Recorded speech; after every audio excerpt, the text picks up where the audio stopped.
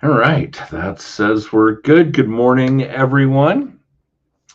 And hopefully, those of you that do subscribe to our blog received the email last night. I did flawlessly, both copies. So maybe we've gotten past some of our technological hurdles with that. But if you didn't you don't subscribe to it, you can always go read it on our website at corefinancegroup.com. That information's all over your screen at this point. And the blog this time around is about it's basically a seller's guide when you are having to let your home be shown. Other people are, if you put your house in the market, people are going to have to come look at it in order to make a determination as to whether or not they want to buy it. You might likely still live in it. So, how do you deal with that stuff? This was always an interesting piece of the puzzle at my house because we've always had pets, and pets make for a very interesting addition to having to deal with showings on a home that you're trying to sell. First and foremost, like most of the times we do a blog where it's real estate related, we don't always want to talk about mortgage stuff because, well, frankly, it's not all that exciting unless you're in the throes of getting a mortgage. And we do talk a lot about real estate stuff. And the disclosure, the disclaimer, please talk to a good agent. There are a good handful of them. If you don't know one, I'm happy to turn you on to one, although that number is thin. And here's an interesting one as we kind of shift. Now I'm rambling, but as we shift into a buyer's market, the more buyer friendly I've seen in 15 years, maybe more, there are very few people that have been doing this as long as I have, that a handful of real estate agents, maybe 1, 2, 3% of them have seen a buyer's market before. We haven't really had one in longer than that. So this is going to be an interesting time. So if you are looking to sell, buy, both, either, then please talk to a real estate agent that knows what the hell they're doing. All right. So some of the things for how to keep your sanity when you are selling a home and need to give potential buyers access for showings. Prep work, always a good one. Declutter, depersonalize, a cleaning routine, just a daily wipe down, dusting, putting stuff away kind of routine. And then this one I really like. This was a good tip. Organizing. It's a live video. You guys can hear the dog by me. Organize for the ability to lock and walk and get out in a hurry.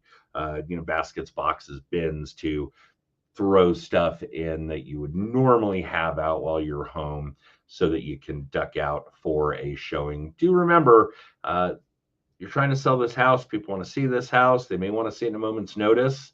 That is going to happen. So a show ready environment. I loved the tip we got about a drop zone, a very specific area. I do it anyway, just OCD of me, with keys, bags, those kinds of things. And that stuff is 99.9% of the time in the right place. Quick cleanup storage, kind of the same thing. Slip covers, kids, pets, stains, spills, those things can be a lifesaver. All right.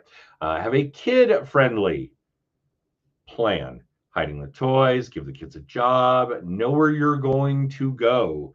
Where are you going to take your kids while there is a showing in your home? And then pet preparedness. Keep a pet bag ready to go. Line up a pet helper, pet sitter, doggy daycare. I love that one. And scout out some pet-friendly spots where you can go for fairly lengthy periods of time, if necessary, with your pet. All right.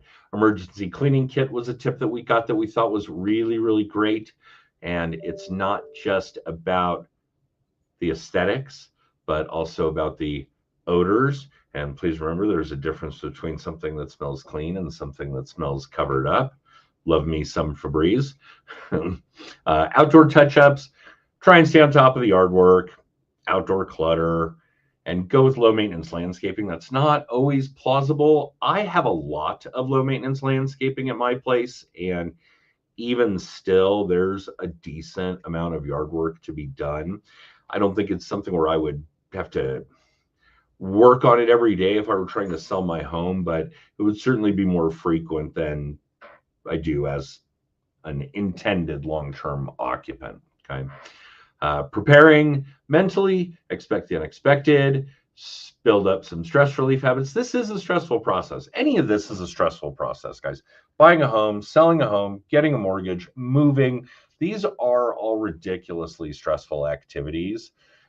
So meditation, music, maybe not heavy drinking would be a good one, but have some stress relievers available to you during the course of this process. I've been there. It's rough. Obviously, good communication with your agent is a big deal. Using showing tools. There are a lot of available high-tech tools available for showings. In fact, I had recently sold a property. It was vacant. It was non-owner occupied, an investment property. And the technology that our agent used notified me every time a showing was scheduled, notified me when the lockbox was accessed and by whom. So there were a lot of cool things going on in there from a technological standpoint. So that one was really cool. And that's about it. So yeah, prep work, be ready so that you don't have to get ready is kind of the gist of that. And that's really going to be it for this time around. A little more rambling than I used to do, but hopefully you guys don't mind. And if you do, go read it on our website. You can subscribe to the blog as well. Just get us your email address and we'll make sure that you get it. Other than that, have an amazing day. Hope you guys are great. We'll talk to you soon.